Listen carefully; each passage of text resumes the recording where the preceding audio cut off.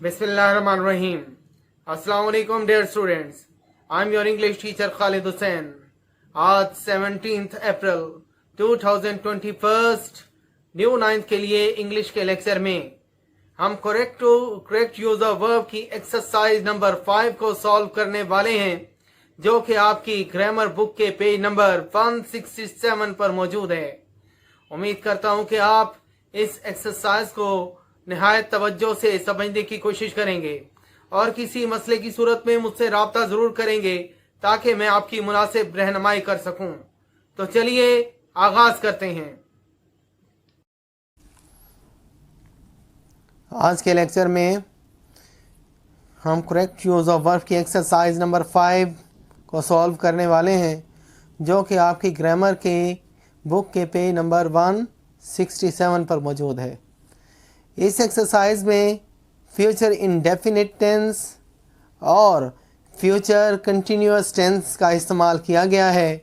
इससे पहले कि हम एक्सरसाइज को सॉल्व करें, इन टेंसेस के बारे में थोड़ा सा इंट्रोडक्शन कर लेते हैं। फ्यूचर इंडेफिनिट टेंस, सबसे पहले इसमें सब्जेक्ट के बाद विल और शैल सब्जेक्ट के मुताबिक, उसके बाद वर्ब की फर्स्ट फॉर्म, उसके बाद ऑब्जेक्ट।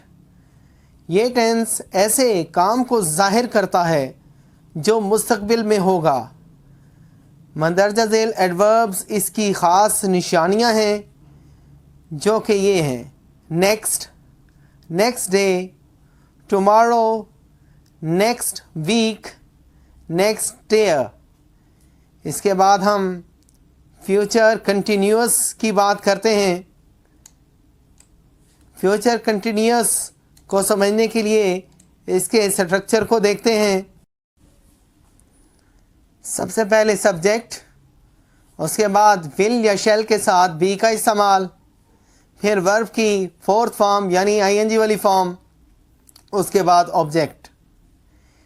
ये टेंस मुस्तकबिल में जारी रहने वाले काम के लिए इस्तेमाल होता है। जैसा कि एग्जाम्पल में दिखाया गया है, बच्चे शाम तक खेल रहे होंगे। Children will be playing till evening. Children will be playing till evening.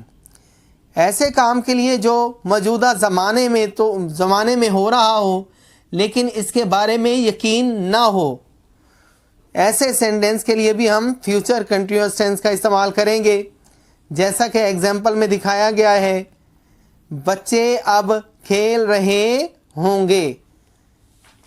एक बेयकीनी सी कैफियत है, बच्चे अब खेल रहे होंगे। Children will be playing now. Children will be playing now. जी, तो अब बेटा हम इसी एक्सरसाइज यानी एक्सरसाइज नंबर 5 को सॉल्व करने लगे हैं। जो फर्स्ट सेंटेंस को देखते हैं, you would not understand it. You will not understand it. Brackets में मौजूद वर्ब को मुनासिब टेंस में इस्तेमाल करते हुए उसके साथ मुनासिब हेल्पिंग वर्ब और मुनासिब फॉर्म इस्तेमाल करनी है। क्योंकि ये फ्यूचर इंडेफिनिट टेंस का सेंटेंस है, लिहाजा विल या शैल का इस्तेमाल करते हुए अंडरस्टैंड की फर्स्ट फॉर्म को इस्तेमाल करेंगे। नेक्स्ट सेंटेंस है, this watch not cost very much. अब क्योंकि ये नेगेटिव सेंटेंस है, विल या शैल के बाद नॉट का इजाफा करते हुए कॉस्ट की फर्स्ट फॉर्म इस्तेमाल करेंगे। This watch will not cost very much. इसके बाद सेंटेंस नंबर 3 को देखते हैं, she work hard for the competition. तो इसका सलूशन होगा, she will be working hard for the competition.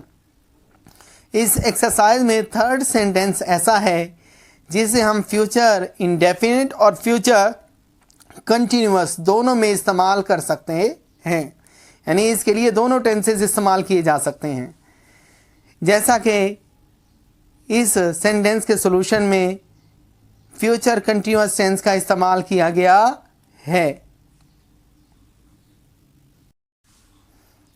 इसके बाद सेंटेंस नंबर 4 को देखते हैं बेटा।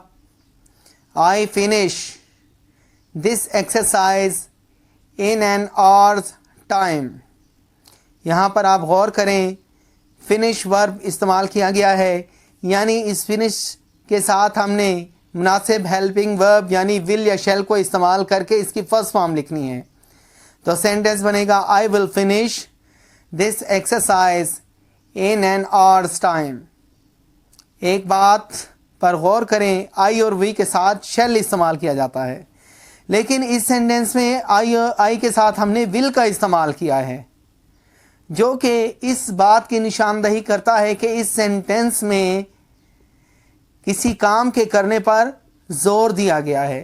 यानी जब किसी काम के करने पर जोर दिया जाए तो जहाँ विल इस्तेमाल होता है वहाँ शैल इस्तेमाल करेंगे, और जहाँ शैल इस्तेमाल होता है वहाँ विल इस्तेमाल करेंगे। अब क्योंकि आई के साथ शैल इस्तेमाल किया जाता है, सेंटेंस से जोर पैदा करने के लिए हमने इसके साथ विल का इस्तेमाल किया। इसके बाद एग्जाम्पल नंबर 5 को देखते हैं। I not have much money. I will not have much money. इसमें भी स्ट्रॉन्ग ऑब्लिगेशन है, यानी कि फ़िक्रे में ज़ोर पैदा करने के लिए हमने शैल की जगह विल का इस्तेमाल किया। आई will not have much money. Sentence number 6 को देखते हैं। What you do at 4। अब ये क्योंकि इंट्रोगेटिव सेंटेंस है यानी सवालिया जुमला है, लिहाजा सब्जेक्ट से पहले हम विल का इस्तेमाल करेंगे। आम सेंटेंसेस में यानी सिंपल सेंटेंसेस में सब्जेक्ट के बाद हम विल या शैल का इस्तेमाल करते हैं, लेकिन इंट्रोगेटिव सेंटेंस में हम सब्जेक्ट से पहले विल या शैल को लिखेंगे और ये इंटेरोगेटिव सेंटेंस बन जाएगा। What will you do at 4। What will you do at 4। Subject से पहले विल का इस्तेमाल और उसके बाद सब्जेक्ट के बाद वर्ब की फर्स्ट फॉर्म।